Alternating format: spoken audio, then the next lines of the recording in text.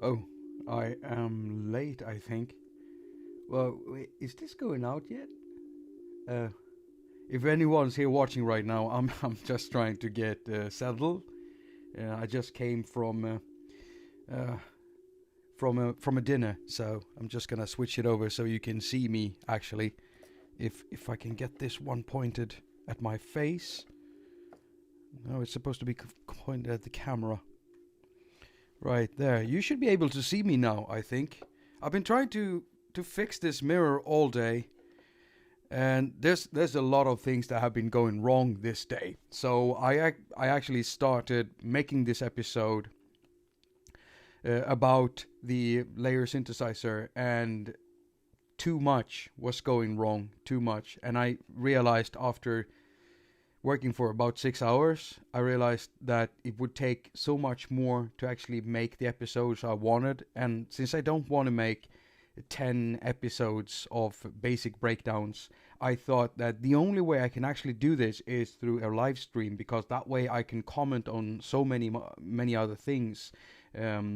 Otherwise, the video would end up being kind of boring. Besides, I am doing the LayR breakdown because I've been asked by you viewers, and so hello everyone who has already joined up. And I've been asked so many times now, please Jakob, can you do a LayR video? The reason why I don't want to, because I don't use the synthesizer. It's not because it's a bad synthesizer. It's actually very, very good. There is nothing on the app store that quite compares to what you can do with LayR. There's actually nothing that matches it when it comes to layering. Many people will say like, what about Caspar? Yeah, sure, but that's up to 8 layers. Sure, every layer can consist of what is it, like 3 oscillators. The thing is, LayR can do much more than that. Plus, it's got a modulation matrix, like a matrix, brute matrix. Now, it doesn't have that many possibilities, but we're gonna have a look at all of it. So I'm doing this video because you viewer wanted. I don't like working with this because of the interface. Now, right now I'm using a light interface, and the way you change that is by going into the cogwheel menu and just choosing the light color scheme. Now, LayR is going to tell you that you have to restart LayR in order for some functions that you choose in here to, to happen. So I basically had to restart LayR after choosing the light color scheme. Now, what I'm going to do is to break down the basic, what LayR is. We're going to talk about what LayR is. And so, again, I want to say hello to anyone who have joined up. And thank you so much for being here. So what we're like viewing right now, this scene here is called performance. And inside a performance, you can have up to, well, you can actually have an unlimited amount of instruments. Now, I want to say unlimited because it's not really unlimited. I mean, you're going to hit a wall depending on how many you load, and depending on the hardware you're using. I mean, you could basically crash your iPad if you add too many. That's just the way it is. I'm just gonna remove these instruments. So technically, you can have as many of these instruments as you want. Now, when you load an instrument, then inside it will automatically load one layer, and each instrument can hold up to 128 layers, and that's a lot. That's a lot. Now the layer itself is in itself a whole synthesizer with a waveform generator. It's using subtractive synthesis. We open it up like this. So we've only got one instrument, one layer loaded. Wait, I'm just gonna turn off the. Right now I'm sending this layer to. Come on, don't do that. I'm sending it to the effects, and I was using the reverb. So I'm just gonna open it up again. Tell me if you can hear the synthesizer. It looks like it's kind of low. I think you can hear it. Now the thing is, each layer is a synthesizer, and so here are all the modules. We're gonna break it down so we can see exactly what everything does. And what we're going to do also is we're going to use the pinch and zooming feature that Jan Livingston, I think that's the name of the developer, has implemented. So you can basically pinch and zoom by using gestures like this, which is very nice, especially if you're using a layer on a smaller iPad. So let's just, to just zoom in on a module, you just double tap double tap like that, and so I'm gonna be zooming into every module I'm talking about. And when I'm done with this live stream and the video has been loaded up, tomorrow I'll get cracking with putting in some timestamps, and I'll put that in a pinned comment directly under the video, so anyone who wants to go to a specific section that I'm talking about will have that timestamp thing. So when you're visiting my channel, going to this video, you'll be able to jump to the time and the topic you want to see more about. It looks like you're telling me it sounds good. All right, good. So, one instrument, one layer. A layer is one synthesizer. All right. And what does the synthesizer contain? Well, we've got an oscillator up here, so it's a waveform generator, and I'm going to zoom into this one. And here we have an interesting setup because the waveform generator utilizes two different waveforms. Right now, it's got two sine waves loaded, and we can see this because it says A over here and B over here, and these can be switched out. So the way that LayR works, it's always going to start by playing the A waveform, but then you've got controls here so that you can morph in between the different waveforms. Now, I like doing things really thoroughly, so what I'm going to do is I'm going to just load a square waveform in the A slot, and in the B slot I'm going to load a saw waveform because those are so different from one another.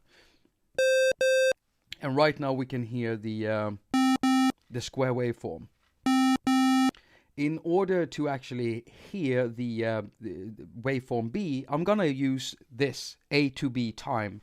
And what this does is it morphs, it plays from one waveform to the other waveform. So it plays from A to B. It even says A to B time.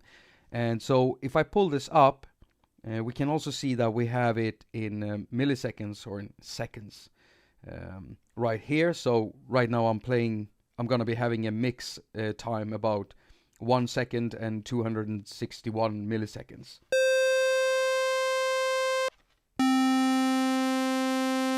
So you can hear how it begins from the square waveform and just moves over into the saw waveform. Now, here comes one of the most powerful things with this synthesizer. So people who like noise people, like I like to call them. By the way, I love all you noise people. So noise people, people who like making pads and expressive sounds that will evolve over a longer period of time. I cannot even begin to emphasize how much you want LayR, because LayR has 3 different time settings for the LFOs, for the envelopes, and for the morphing in here. And you can get really long times. And so if we go up here and switch it over, you can see there are 3 different switches here. And these are the time ranges. So if I switch it over to this one and pull it up, we now have 100 seconds of time that we can morph from the square waveform over to the saw waveform, meaning 1 minute and 40 seconds. That's correct, right? I mean, a minute is 60 seconds, and 100. Yeah, that's 1 minute and 40 seconds that you can have this square waveform morph into the saw waveform. Now, I'm not going to play that because 1 minute and 40 seconds just listening to that is going to make me crazy. So let's see here. I'm going to choose, let's choose, that's almost 6 seconds. So we're going to listen to that, what it sounds like morphing from square waveform to a saw waveform in 6 seconds.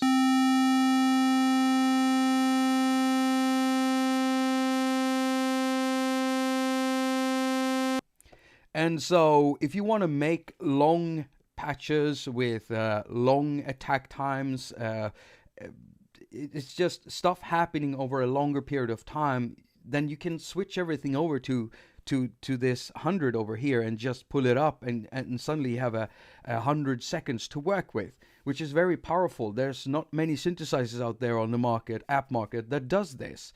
I just love the fact that you can do this, and you can even switch it down to a lower setting where you have a blend mode of up to 1 second down to, well, 0 second, but you can have like 0.002 seconds. That's very, very short.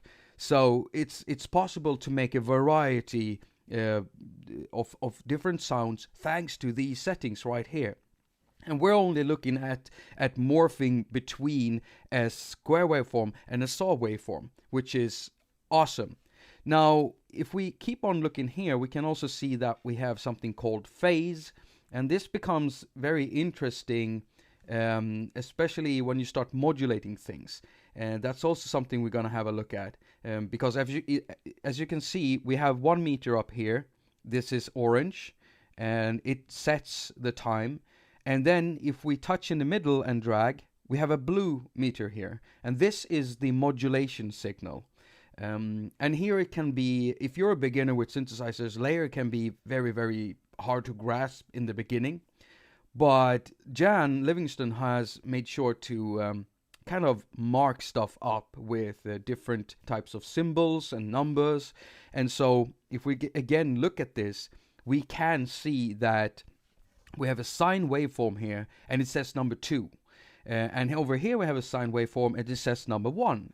And these are the LFOs, because if we go down to the LFOs here, then we can see that LFO1 has a sine wave. Now, it doesn't even say LFO over here, but it says down there. We can see that there.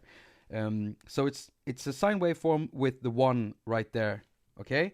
And LFO2 is right over there. And the cool thing is that... let's not jump ahead. Just wanted to show you how you can identify things.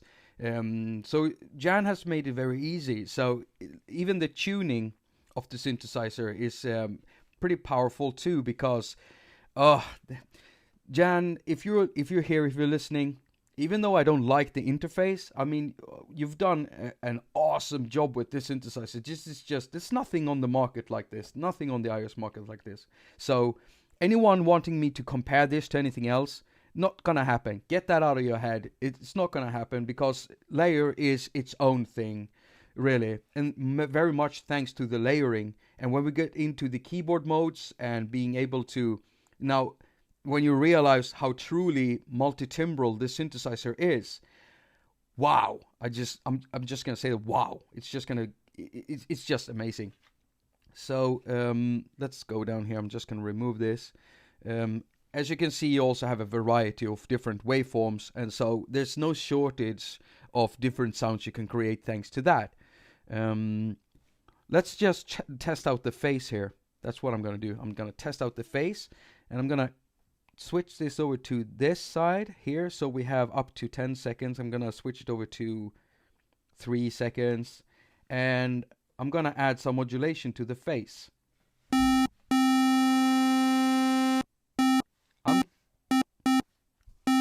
Did I pan something? It sounds like I'm only getting sounds in one ear now. Did I pan something? Yeah, I did. Okay, I accidentally panned it. There we go. We're gonna get to the mixer section later on.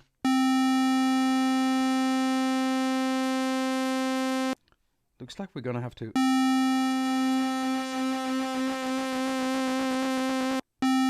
Alright, so in order to make it move like that, I'm gonna add the modulation from LFO1. I'm gonna go down to LFO1 and just turn up the rate a little bit. Or maybe down should be better. Switch it down to 1K and do it like that, like a 50. Would that help?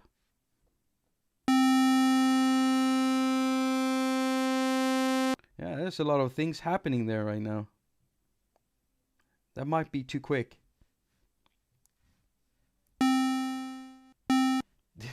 I'm touching too many stuff. You can hear that sound, right?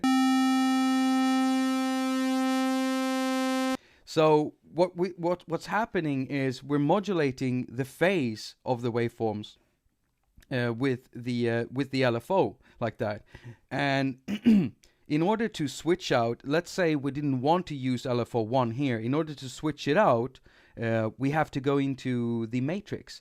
And the matrix is located up here. No matter if you've got it zoomed in or not, you can always find the matrix up here. You just press it, and there you got the matrix. So you got the sources over here, and you've got the destinations over here. And so if we, I'm just going to close it down and bring it back here. Come on. Oh, come on. I haven't learned this yet properly. It looks really bad when I do it. Right. So we wanted to switch this out to LFO2. We have LFO1 there right now. Open up this again, and you're going to see this number switch over to 2 as soon as I switch the LFO2 to LFO1 for the... No, is that the right one? It's the mix, the phase. Where's the phase? Wait, the phase can't be... Oh, there it is. There it is. So, yeah, that would change it. This is how simple it is to use the synthesizer. The matrix is really simple. And even though there aren't that many modulation sources, and there's quite a lot you can do with it because of the way that you can tweak the modulation sources. The next thing I want to check it is just like the tuning. We can go through that really, really quickly. Ouch, that was loud. That was loud. Did I just raise... Yeah, let's just do it like that. Remove the modulation. That is so loud. More like that. Okay. If we look up here, we already have a modulation mixer already attached to the main oscillator window here. And it's also very, very easy to... what do you call it? Sorry, that's something we're going to go in later on. It's already easy to use. Now, this will modulate the pitch of the oscillator. So all of these will modulate the pitch. And so we can already find LFO1 here, LFO2 here, and the random oscillator. The random LFO. The random LFO is... Oh. Hello. There. The random LFO is... come on. It's down there. Come on. Don't do this now. How do I work this properly? I love the zooming, but this is making me look like an idiot. It's actually not behaving the way... Let's just close it down and see if that will fix it. Yeah, that fixed it. Okay, so, Jan, if you're watching this, it's a bit buggy. Right down here we have the random LFO, which is pretty cool because normally you would find you would find 1 or 2 LFOs in the synthesizer, and then you would find the different waveforms that you could choose inside there by tapping in the middle here. You get the waveforms for the LFOs, and there's a variety. You can get like a whip shape and stuff. This makes me giggle because I love synthesizers that have loads of stuff in it. But here the random LFO is on its own. It's its own thing, and with the same switch here. And by the way, you can actually do some FM synthesis in here thanks to the being able to pull up the LFOs to the audible range. So if we go to the modulation mixer, and if I just start modulating here, so first we have to pull up the amount, because it's gonna pull up the amount for every signal that you increase here. And right now we don't have anything modulating. We actually have to pull up on the meters here.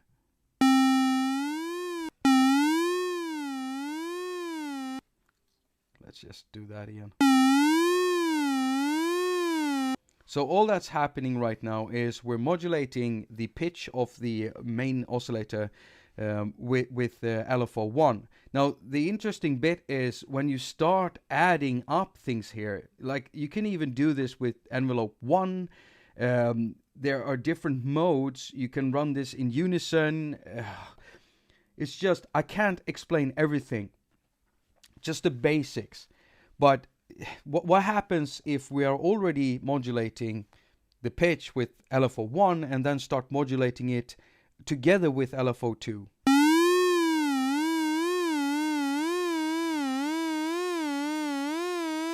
And you can hear it was slowly, we still have a blend mode on, so it's mixing from square waveform to saw waveform. At the same time, we're also modulating the pitch with 2 different LFOs, and we're getting a very weird effect.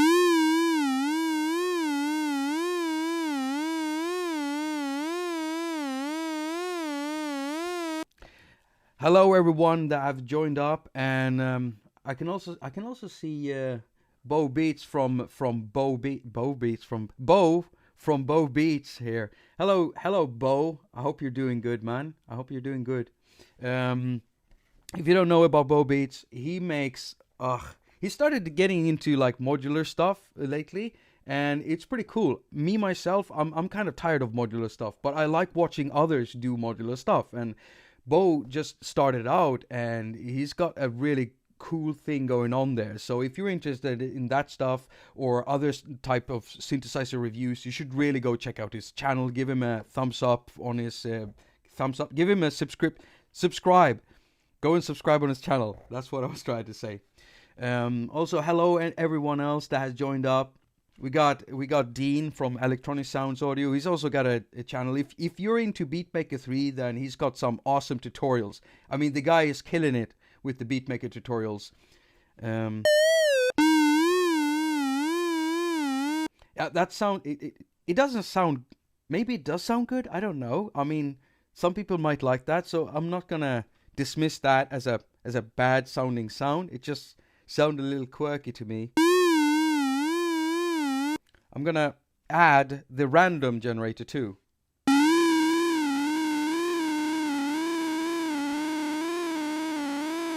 Now, remember I said you can do FM synthesis thanks to being able to pull up the LFOs into the audible range in frequencies. And so I'm gonna remove these right now and keep LFO 1 on in the modulation here. We're still modulating the pitch of the oscillator or waveform generator, whatever you want to call it. We're going to go down to the LFO. We're using LFO 1 and come on, don't do this to me. Come on. Why are you being so buggy? Maybe I'm buggy. Right. So in order to do FM synthesis, we need to modulate the frequency of the oscillator with another frequency. And for FM synthesis, we need to get the rate of the waveforms that we're using into the audible range. Because an LFO is basically a low frequency oscillator. An oscillator running with a very low frequency, because that's what you want when you want to control stuff like sweeping cutoffs and stuff. You want just a few hertz on the knob there, moving it up and down for the wobble effects and stuff. But when you're working with FM synthesis, we need very, very much higher frequencies. And so we're going to switch the LFO over to 10K, meaning we can now go up to 10 kilohertz. And that's the audible range. That's when you can start to hear the wave. Well, you start hearing them earlier, but I think you know, I think you get the gist of it. And remember, you also have various waveforms to work with. So we're gonna listen to what this sounds like.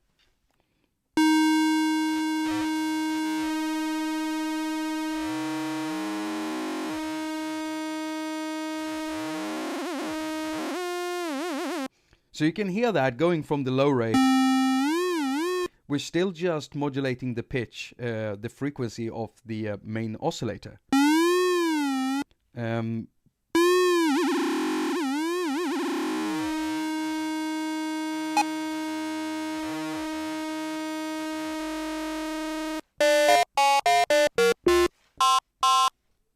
That was a very nice melody, wasn't it? Yeah, I know, it wasn't that good. Let's add an envelope to this. Envelope 1. That's the thing. You've got 3 envelopes also, and so this is just one layer we're working with. Just one layer, and it's an entire synthesizer. And we've only been looking at the main oscillator, the way we can blend the waveforms, modulate the pitch of the oscillator and waveforms, and the way that we can get into the audible range with the frequencies of the LFO. We have the random LFO just being on its own there, like an extra thing, plus the 2 LFOs. We have 3 envelopes. And we haven't even taken a look at the filters yet. I mean, this is subtractive synthesis, and with a bit of FM synthesis in it, and you can do some heavy stuff with that too. So I'm just going to show you really quickly. Most of you who have used synthesizers before will know what I'm talking about. So bear with me. We're going to start adding a few layers later on, and I'm going to show you more about the multi-timbral aspects of LayR and why it's so powerful. I'm just gonna remove the modulation here.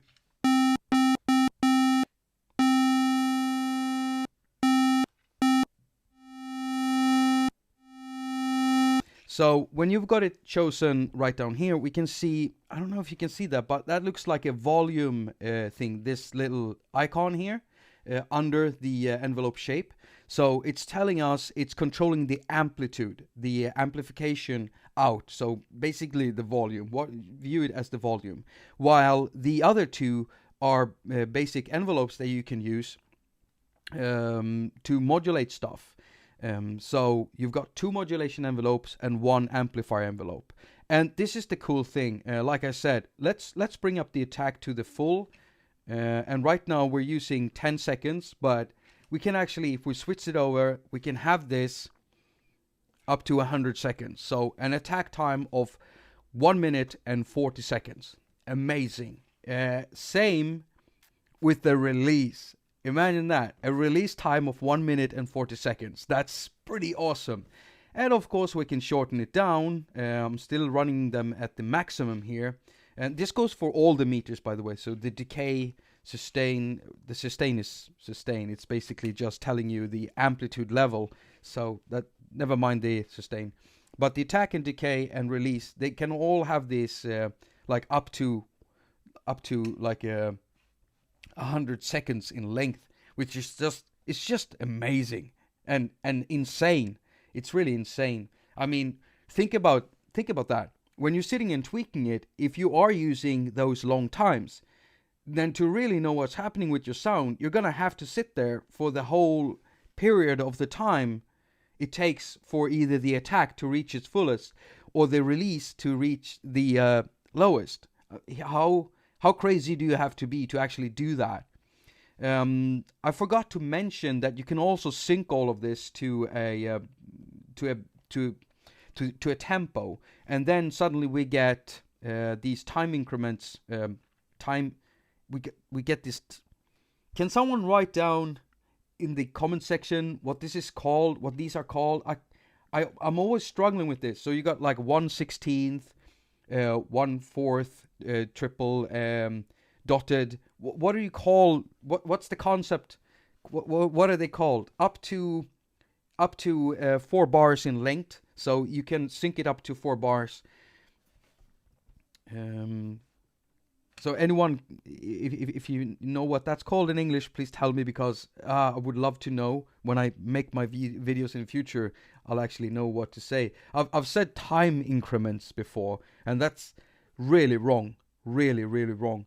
Timing, I guess you could say timing, but I'm not sure that's right. Let's see here.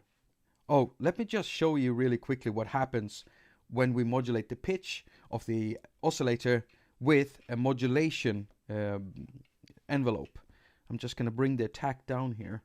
Release down. Did I? Yeah, I did. Again, I panned it. Okay, there we go. So I'm going to use modulation envelope 1. And there we go. Add it up there. And right now we're using modulation envelope 1 to modulate the pitch of the oscillator.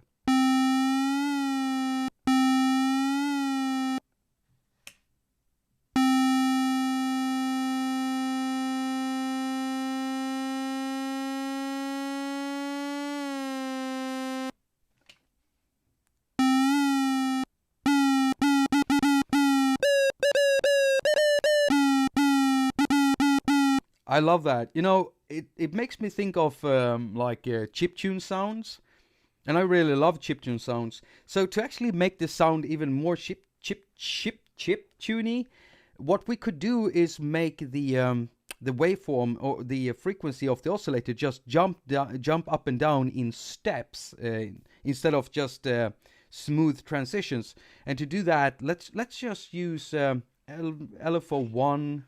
And we switch this over to a square waveform. Yeah, there we go.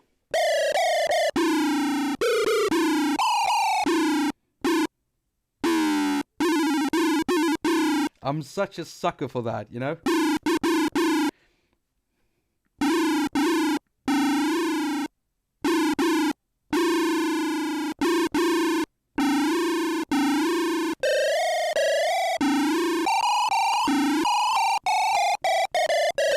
Oh, okay, I'm sorry, I forgot myself. So I've basically shown you this part, that part. I haven't shown you what the portamento does, but I can mention that the oscillator, main oscillator, has also a noise.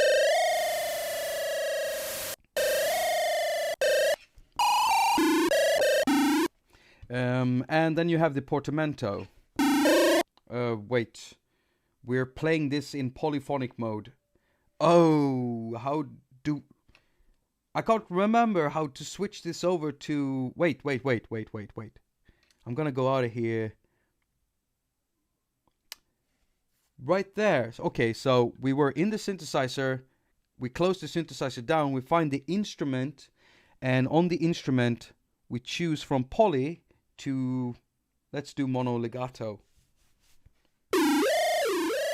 There we go, and now we can control the portamento, so we can make the pitch go even, take longer.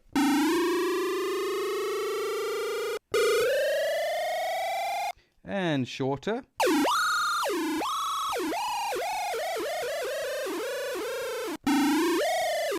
Yeah, like that. I'm gonna switch it back to polyphonic.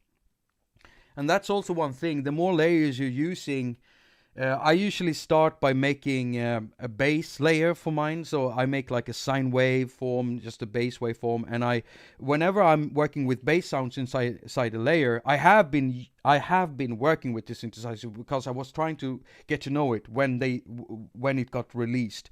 But after that, every time I tried to make a video, I just couldn't because I got frustrated with the interface, basically. So I stopped, and it's been really hard. I'm so sorry for ignoring a lot of I haven't been ignoring your comments asking me to do this.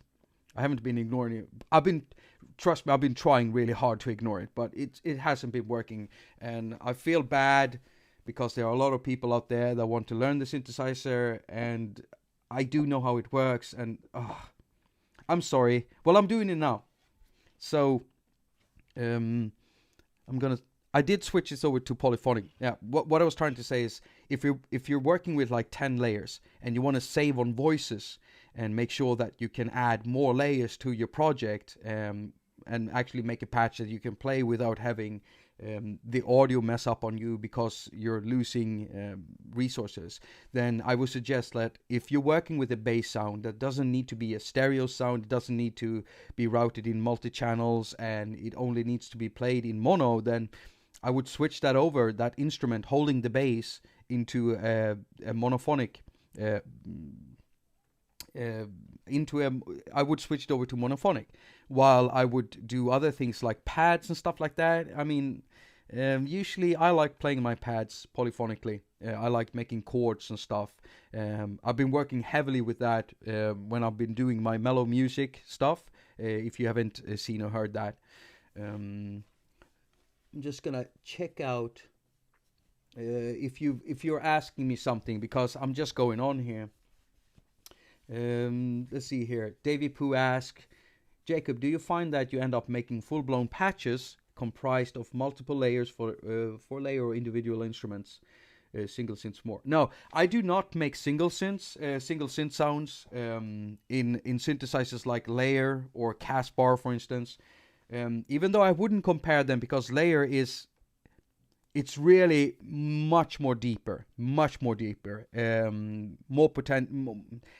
It can layer more stuff, because Caspar has a limit of 8 with 3 oscillators in each, and this one can do way more than that.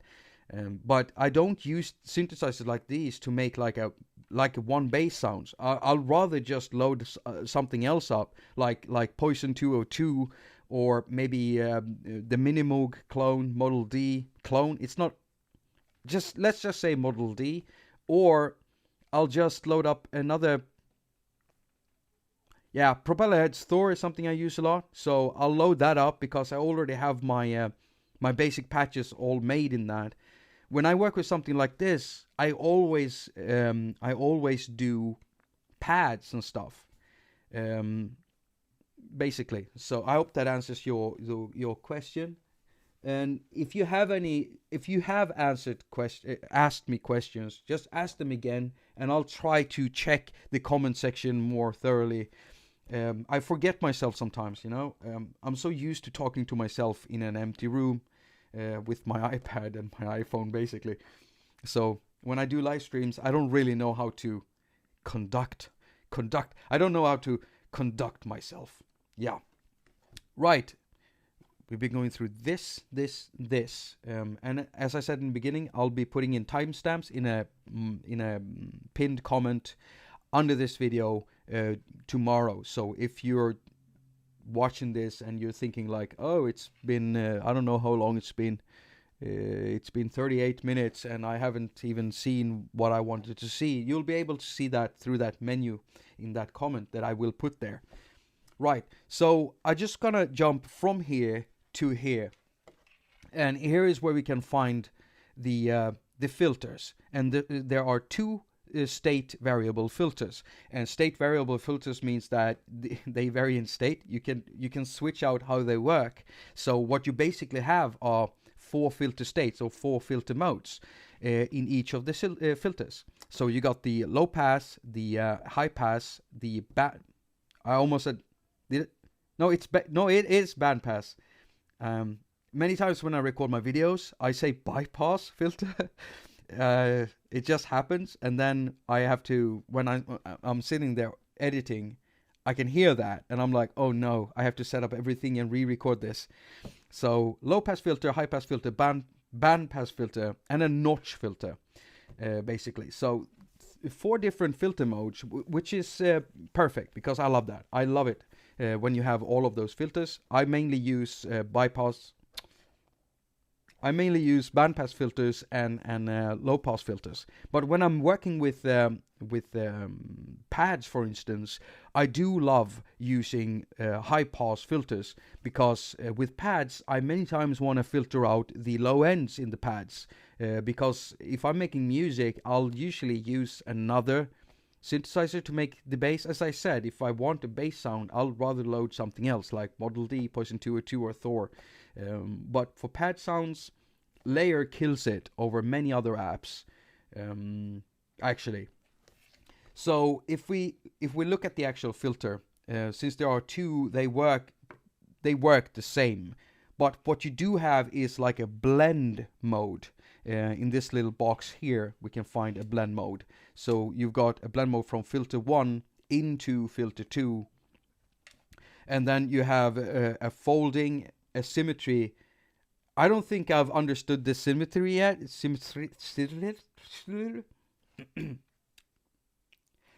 I don't think I've understood it.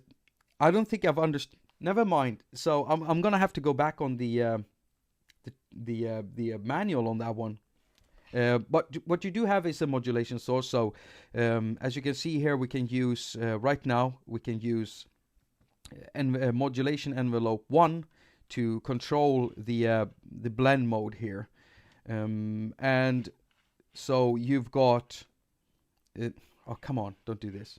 So you got a cutoff knob, a resonance knob, a scaling. So you can basically make the filter tune to the scale or the keys where you're playing. So usually the way that works is that if we turn this up, then the further down on the keyboard you play, the more closed the filter is going to be, the more closed the cutoff knob is going to be. And the further up you play, in a normal mode either way, the more open the cutoff is going to be. Now, if you're working, let's say that we, how deep is this, by the way? Let's just tweak a little filter here. Okay, so we got a notch filter right now. I'm going to switch it over to a low pass filter. I'm just going to raise the volume a little bit here.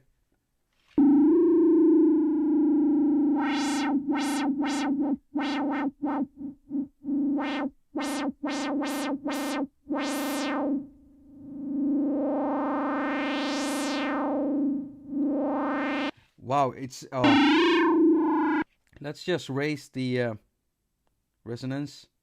Now I'm gonna pull down on the level here because I just want to test this out. That is loud. I don't want to kill your ears, so I'm gonna pull it down a little bit.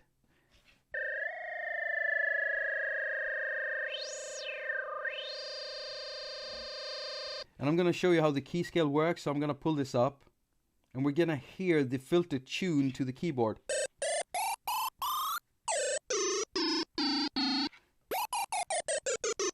We can hear the filter being pulled down the further down we play it when we're using the key scale here. And of course we have a velocity setting, and I think on LayR it's like any other synthesizer that it works through. Wait, let's just pull down the key scale. I can't hear that much difference.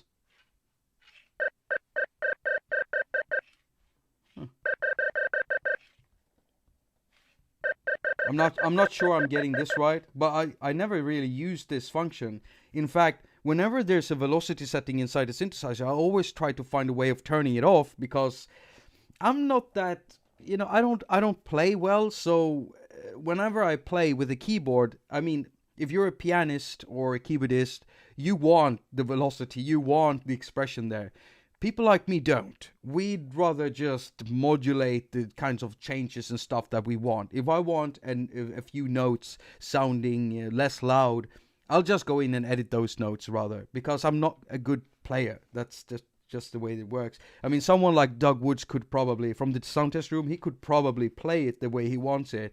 And he'll be able to play the softer parts with a softer velocity setting and the higher parts with a higher velocity settings. But people like me, no, we'd rather just draw it in there into the sequencer.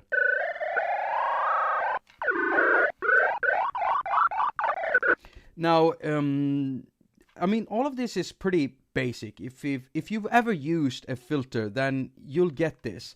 The only thing that could be hard if you're not used to many different types of modes of filters, it's basically that. But as Jan has done with everything else, as soon as you switch over to a filter type, you can actually see the shape of the filter inside the cutoff knob, which is a very nice feature. So that's what a low-pass filter looks like. A low-pass filter will allow low frequencies through and filter out high frequencies. And we can see that being demonstrated with this little line over here. And a high-pass filter is the opposite of a low-pass filter, so it filters off low frequencies and passes through high frequencies. The band pass is like that, so it filters off the high and low, and the notch is like it filters out stuff in between the high and the low, and that's basically how it works. It's not harder than that, and both of the filters work the same way. Now again, if you already know how this works over here with the modulation section, then you'll be able to understand exactly how the modulation section works here in LayR, because it's pretty much the same thing. So you've got the different LFOs, including the random one, and then you've got the envelopes right there. You just increase the value like that, and what I'm going to do is I'm going to pull down on the resonance, just switch this over to low pass and pull it down even more. Now I'm modulating the filter cutoff with LFO1. Wait. Am I doing something wrong? That's... Wait. Have I misunderstood this? This is... Oh, that's the... Oh, I'm so stupid. Let's just go back to the LFO, because it's tweaked up too high right now. Or too low. What the hell? Oh, I'm just gonna switch it over to sine wave. And I'm modulating too many things. Okay, this is a good place to do this. Let's just reset everything. So what I'm gonna do is I'm gonna load a default again.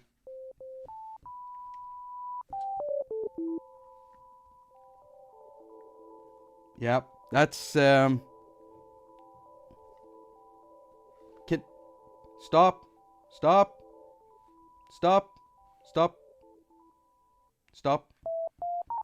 Okay, that was the effects. Sorry. There we go. Clean again, just switch it out to square waveforms, both of them.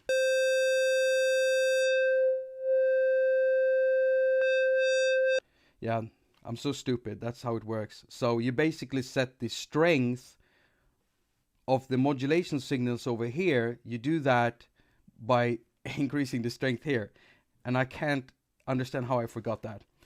So as soon as you've pulled up the strength of the modulation signal, you can then choose what kind of modulation signal you want to use to modulate the cutoff.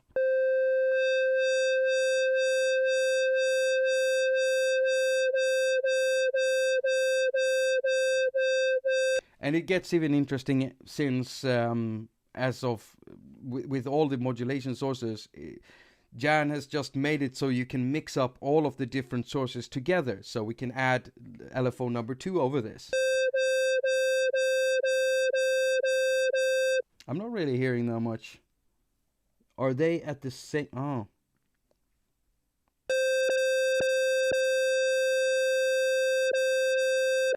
There we go. They were at the same rate.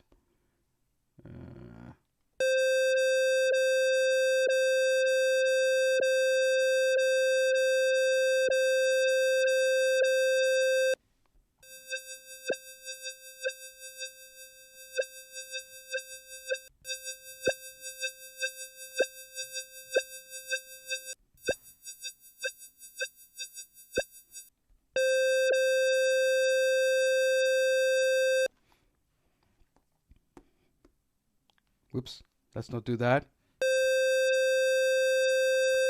Can we go?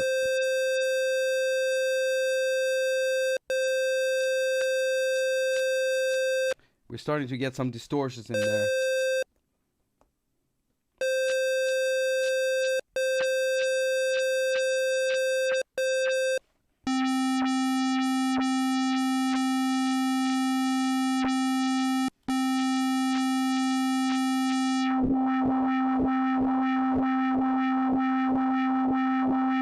Now, I admit I am making some very, very crude sounds here, but I just want you to understand how it works, basically. The synthesizer is pretty much straightforward when it comes to, the tweaking and stuff. It's just that it can be hard to really understand how all of these things. It doesn't look like any other synthesizer, but it doesn't really look like any other synthesizer. It looks kind of unique. There were some people that thought that Mersenne and LayR were very much similar, even though they're really not. Mersenne is very much based on FM synthesis, even though it's doing subtractive synthesis too. This one is very much based on subtractive synthesis, but it's got a way of doing FM synthesis. So you could probably create the same type of sounds, but it would take you longer to do Mersenne sound. Not Mersenne. What was the last video I did? Kronecker. Sorry, Kronecker.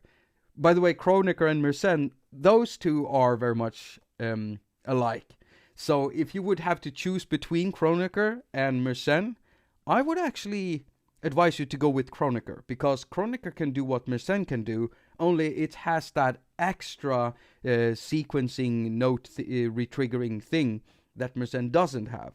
And all of iSgear's apps have that very nice delay with the ability to distort the reverb tail.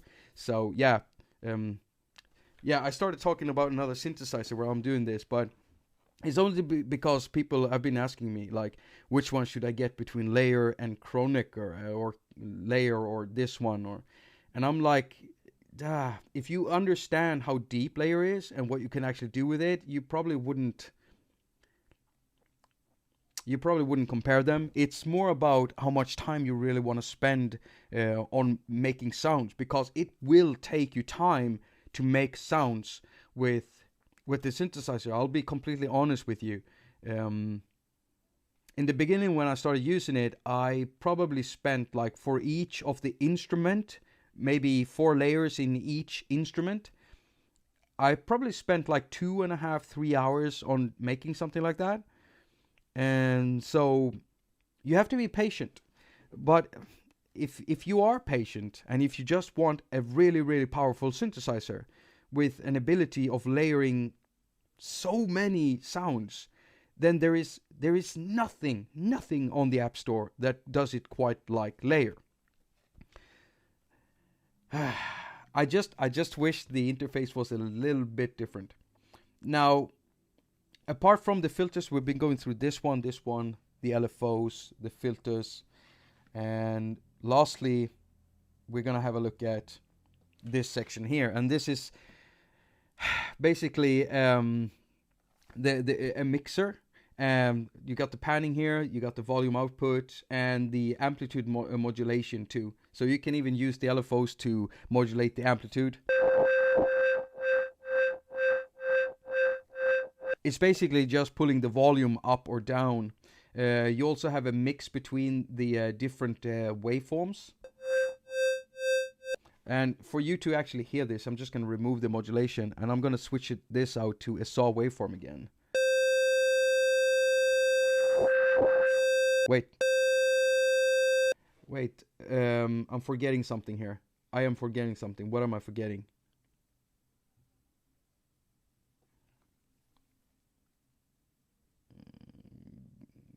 I'm forgetting something here.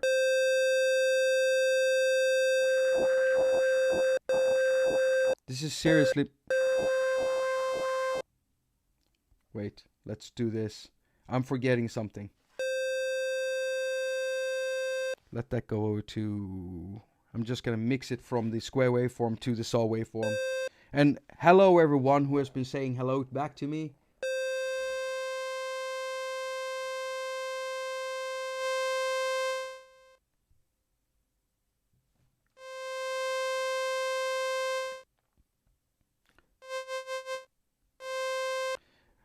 Mix A and B plus.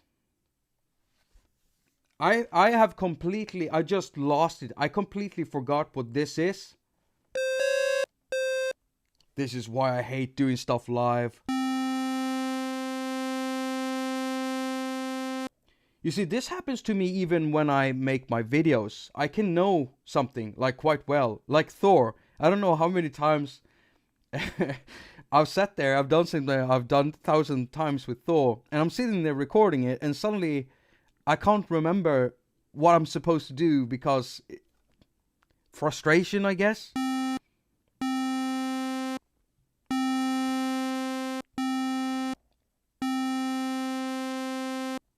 What am I? A plus B, yes, I know. It's the filters mixed with the oscillators.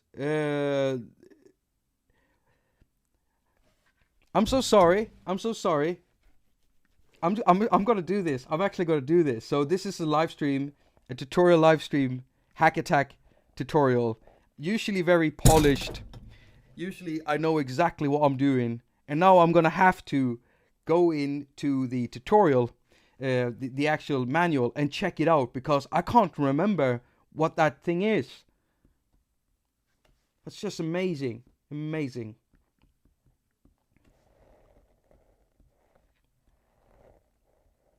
You can see we got Perplex Borg here, Christian Cepino,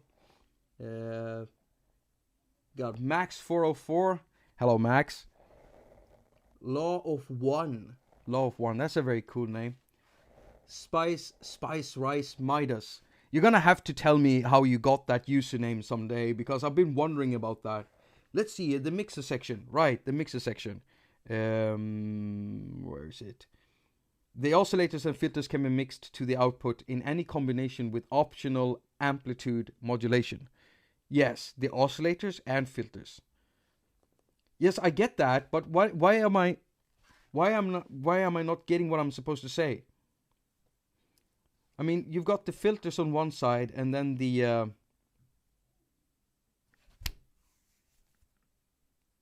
of course. That's right.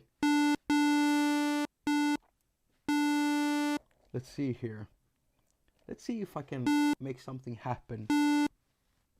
First we're gonna switch this over to 1.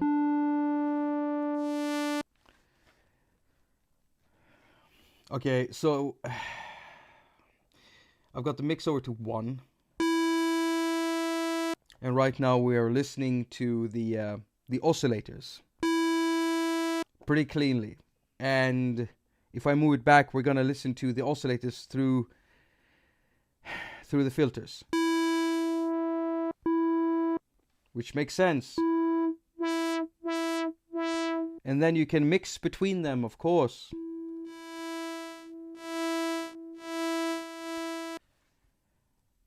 Sorry about that. And then you can, of course, mix between these two. And you can even modulate it. And that's pretty much what this is. Of course, there's the pan, which I've accidentally hit during this live stream. And of course, you can modulate that.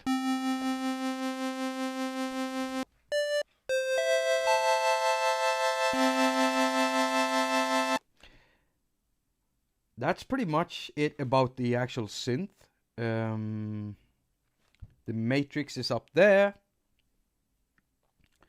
I really wish you could reroute the stuff. Yeah, never mind. You basically have everything you need in order to do that. So what I've basically been doing is, it feels like I've been doing a tutorial for one synthesizer. Going through the oscillators, going through the envelopes, the 2 modulation envelopes, the LFOs, the filters, and the amplifier and output. And the way that modulation works, the way that you just assign or reassign stuff inside the modulation matrix. And I've been doing that for one synth. And sorry, I opened up the, what is that? The arpeggiator. There's so much in this synthesizer. Once you know this, then every other layer you add, it works the same way because it's the same synth. But that's also where the interesting bit starts. Now, what we're going to do is we're going to add a few more layers, and I'm going to show you the power of multi-timbralness, goodness that LayR is and has, and what you can do with it. So the first thing I'm going to do is I'm just going to reload an initialized default right there.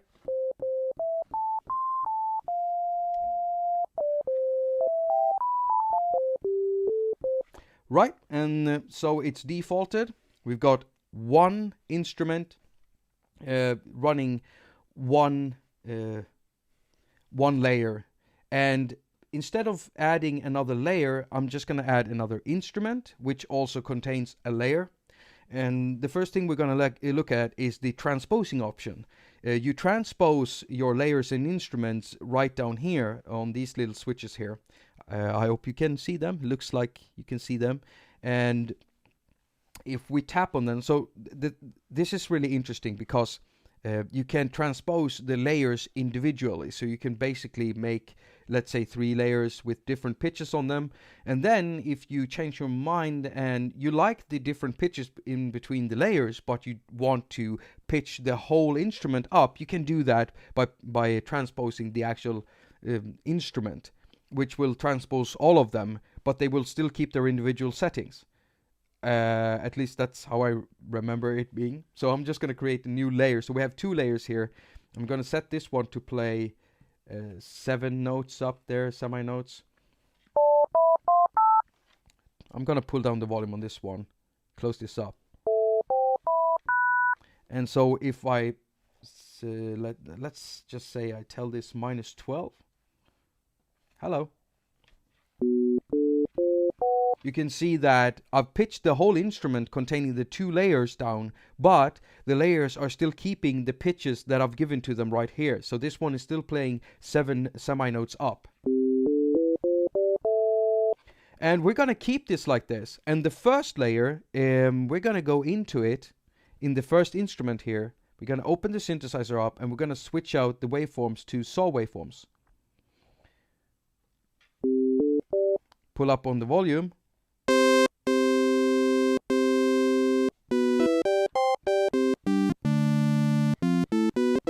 And I'm gonna just tell this to play 3 semi-notes up.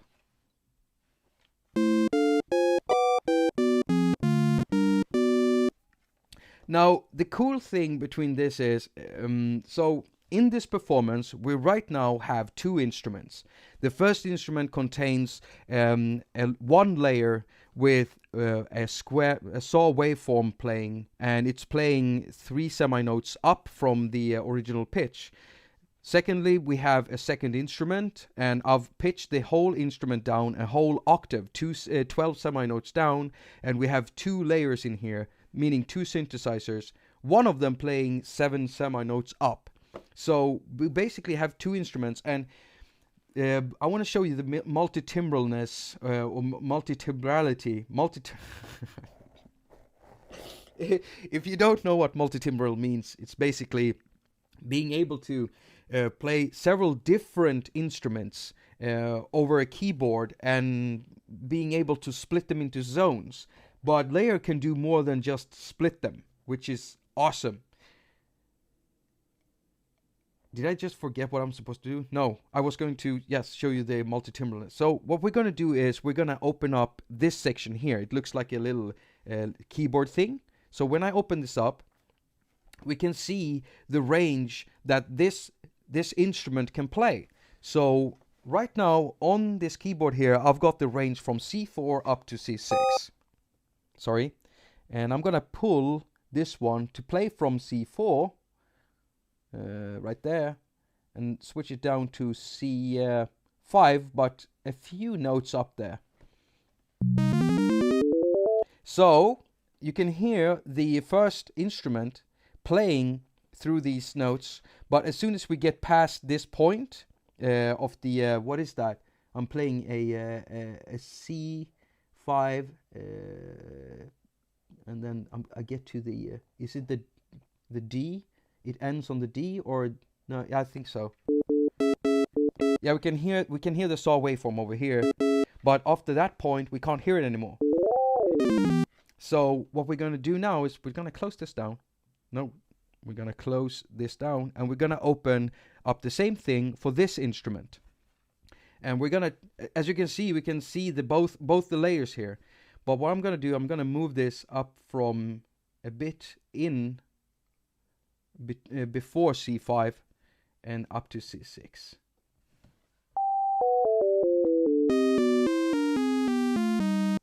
And I'm going to do the same thing with the second layer. So I want those two layers inside this instrument to play the same. So we can hear where it goes from one to another, and as they overlap, we can hear them both play. So we got one instrument over here, one instrument over here, and together in between. But I don't think that sounds very nice. I want to be able to fade in nicely in between them. And that's the cool thing, because we can. Now, to do that, you have to make sure that you've chosen a layer like this. Sorry, need to wet my throat. Spice Rice Midas says a Jakob livestream takes priority over work. Are you at work right now? Don't tell anyone where you're working, okay? Do not tell anyone where you are working. Don't disclose your real name or anything. I don't want you to get in trouble over this.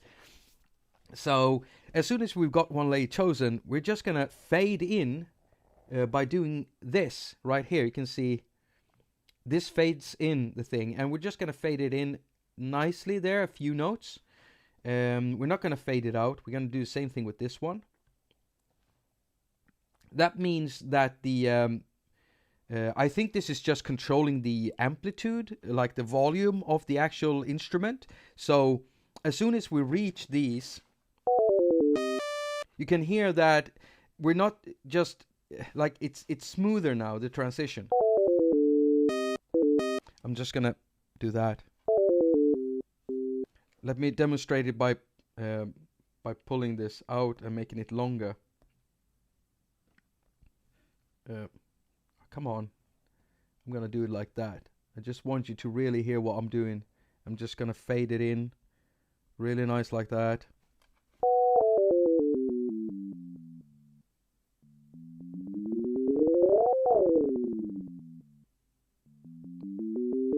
You know what? We're gonna keep it like that, and we're gonna go. I'm gonna turn down the volume for this one. Go back to the first instrument and open up the this thing here and do the same thing. We're gonna just elongate that. Elongate, that's a word I've been learning by listening to David Attenborough talk in those nature shows. I'm a sucker for nature shows and stuff, and I love listening to David Attenborough. That's the guy I've been listening to, trying to learn how to speak English, but I'm failing so much. So we're just going to do the same thing here, but on the other end.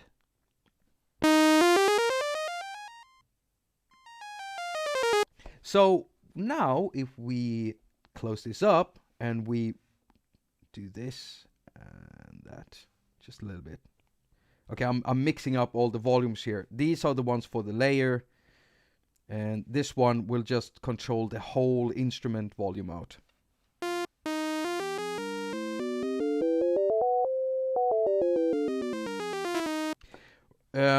And that's a really, really nice strength with LayR. And imagine doing that with several instruments, using several different layers, playing different sounds at varying attack times, up to 1 minute and 40 seconds in length in attack and release. I mean, come on. It's just amazing. Now, we've got one guy in the live stream here that is one of the best patch creators out there, making patches for the iOS market. It's Red Skull Lullaby. His name is I'm not gonna get this wrong. It's Stuart, but it's I'm not gonna say your last name, Stuart. You know I've been known to get that wrong in the past, but his name is Stuart. He's been making sounds for so many synthesizers out there, and he's just awesome. He's amazing. You'll find his patches in many of the best synthesizers out there. I don't like using the best as a name, but some of the most praised synthesizers out there, you'll be able to find Stuart's presets, because he's such a great sound sculptor, and the guy does a lot of pads and ambient stuff, and his is among the best. And I do think that that Stuart, Red Sky Lullaby, loves LayR because of how powerful it is.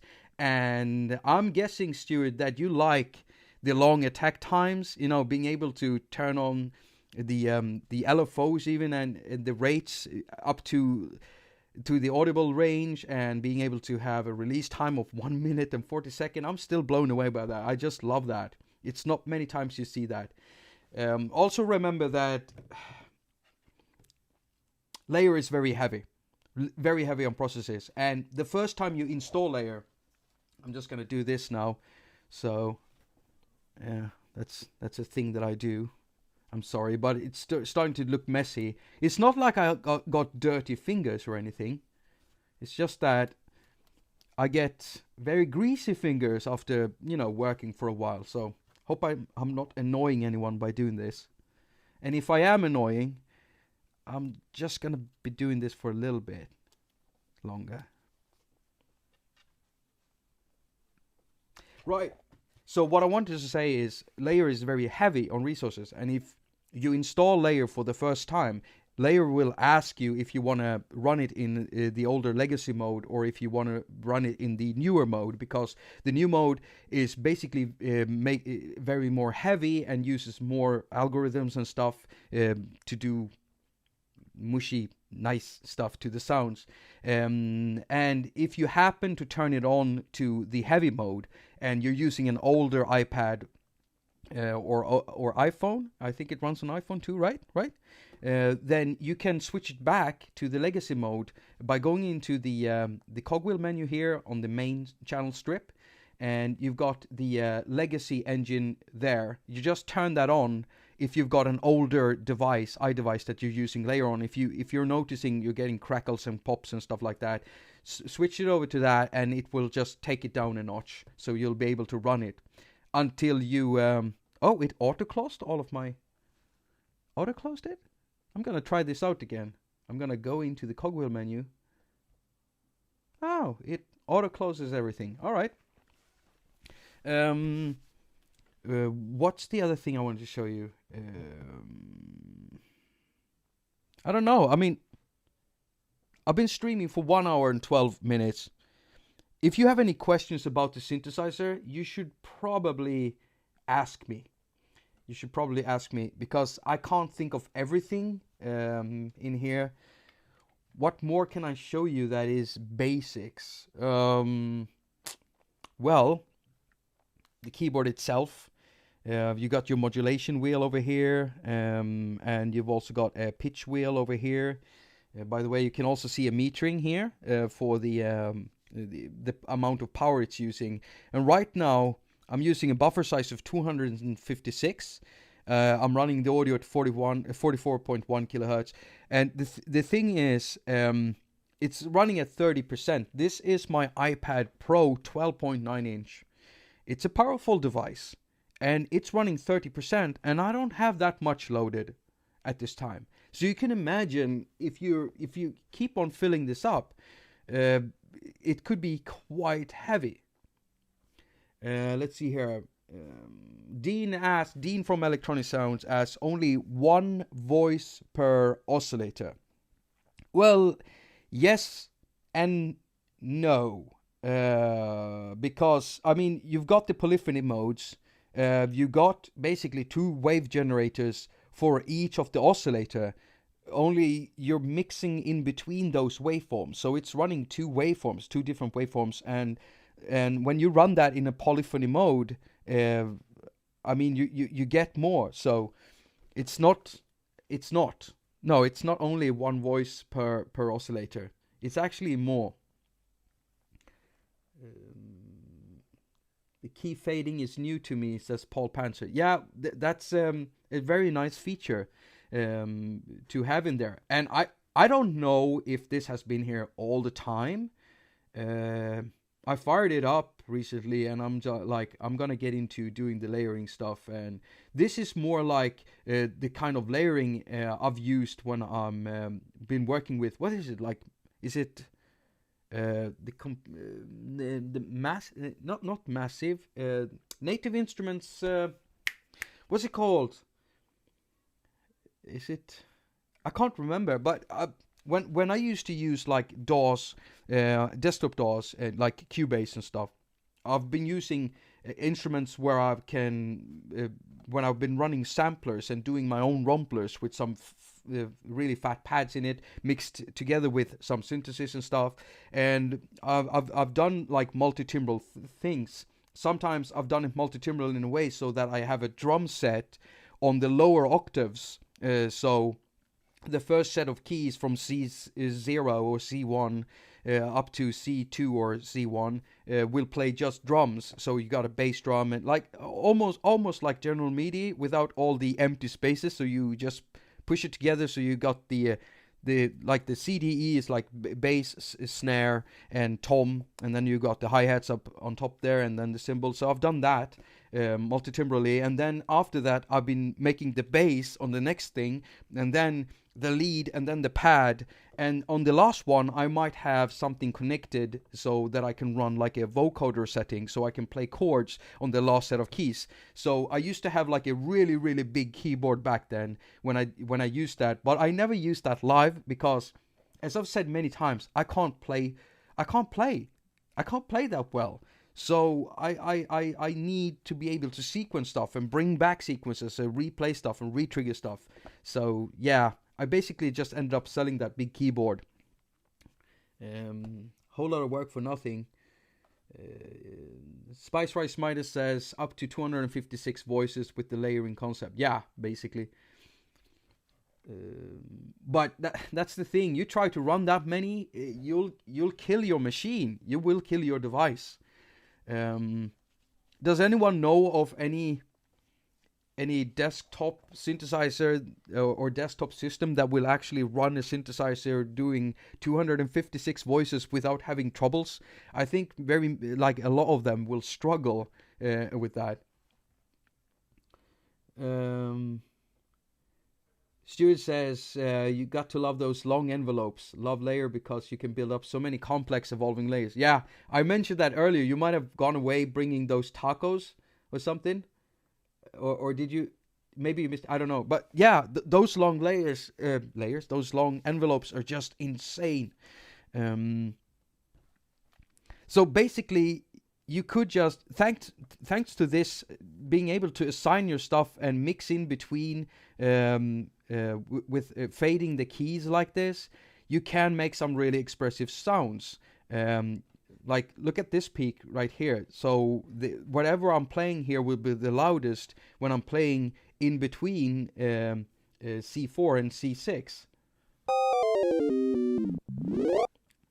And if I keep doing this and I put different types of pads over one another, mixing it like this, then yeah, you can get it really expressive.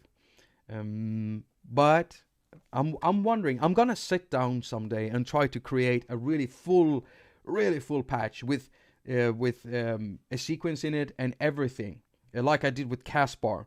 Only I'm gonna try to make it as heavy as I can, using more than 8 layers, basically, and see what I can come up with, and actually benchmark it and test how much can I push my iPad Pro before it dies on me. Because I don't know.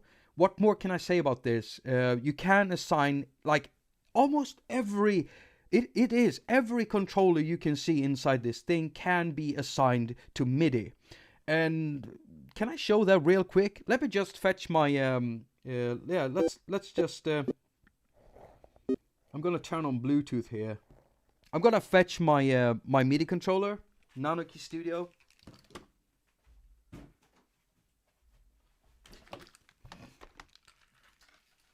You're gonna have to excuse me. It's a bit dusty. I did vacuum this whole section, but I didn't vacuum this because I didn't think I was gonna use it. I haven't used it for a week, and it gets dusty in here.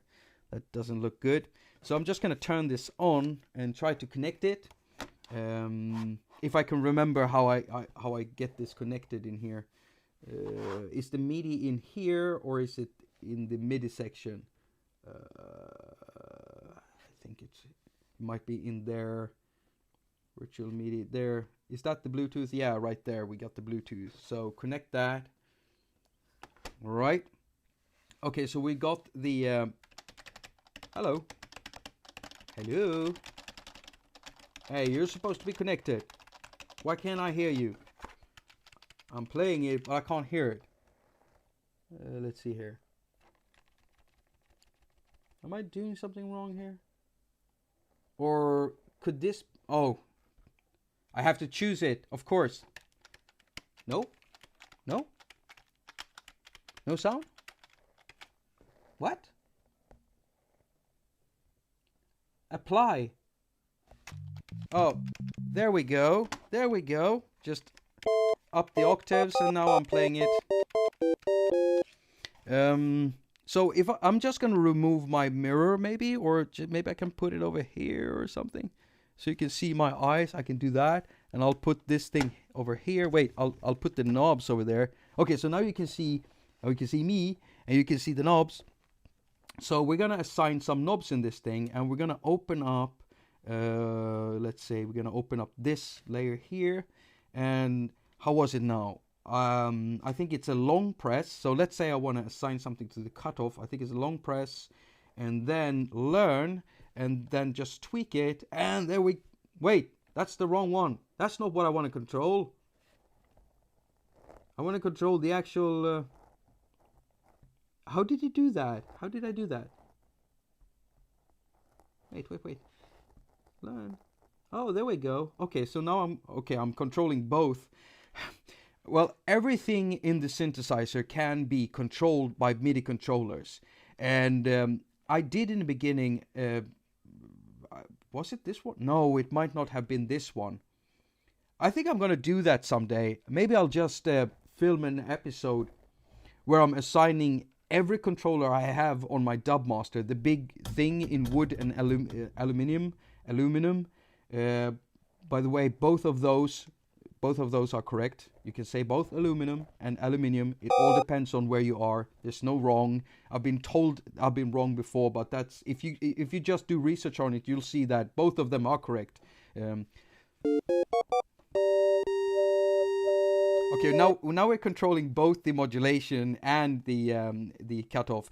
But the thing is, every controller in here can be assigned and controlled with a MIDI controller, which is pretty amazing. So if you have a MIDI controller with lots of controllers on it, LayR is a very fun synthesizer to use that way. One thing I haven't tried yet is if you can...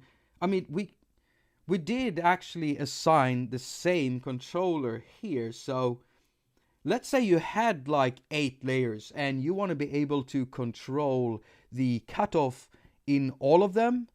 Then you should be able to assign all of the cutoffs to one knob, right? So we're just going to do a little test here. I'm going to move myself out of the way. You can basically, I think you can see me right now. Close this up. Let's go into this synthesizer here. Was that the one? Nope. Long press here.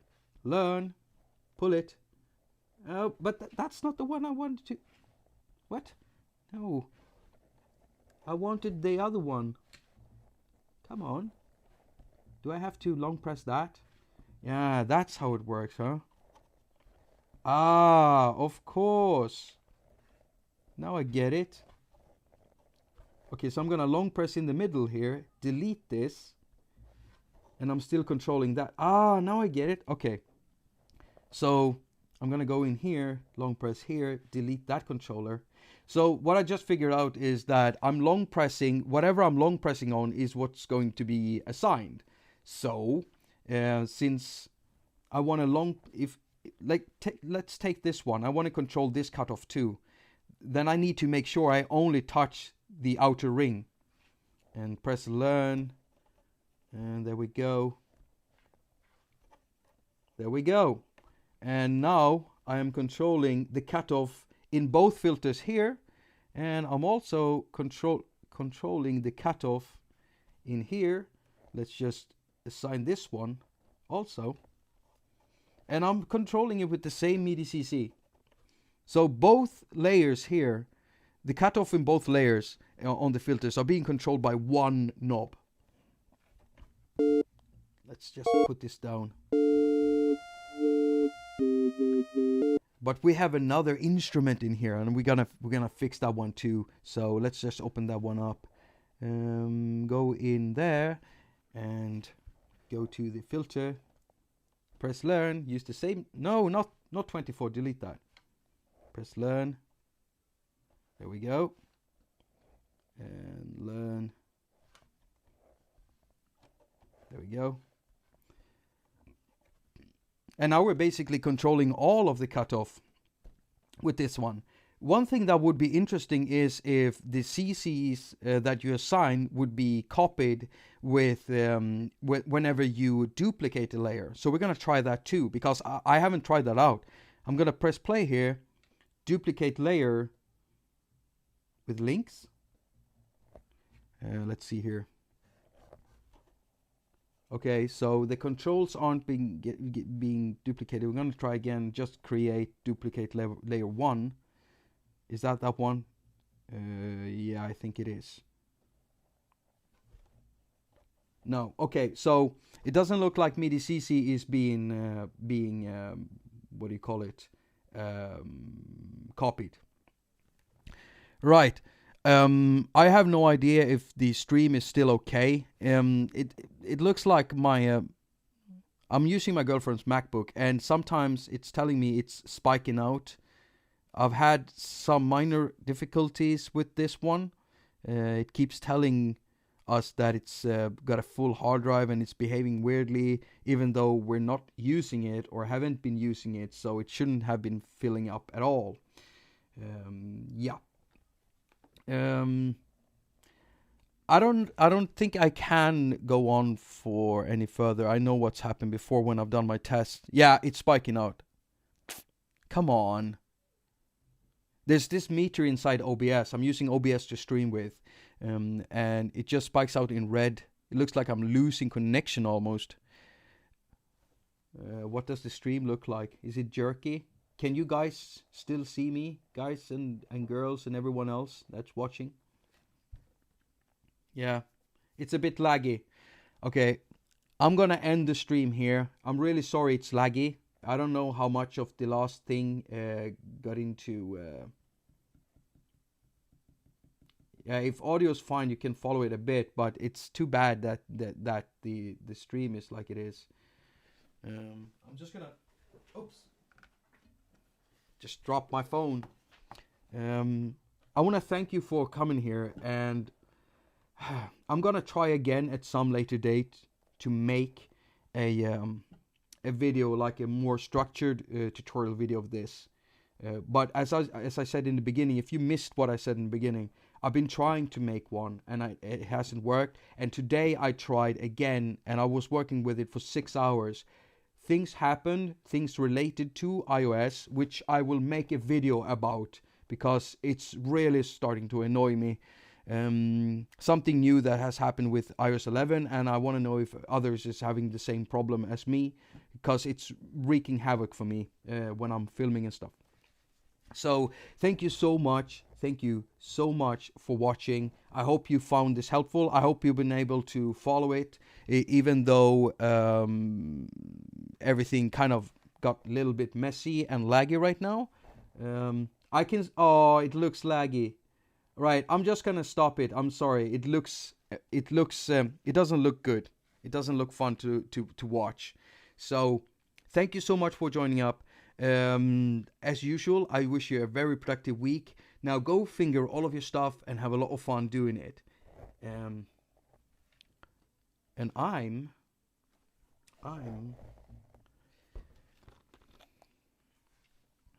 gonna clean up this room a little bit more. I've been cleaning up like all day. But I can't seem to get rid of the dust. Goofy Swede accent is fabulous. Thank you so much, Tobias. Why did it get laggy? What's wrong with the OBS? Yeah, I'm gonna stop the stream now. Bye-bye.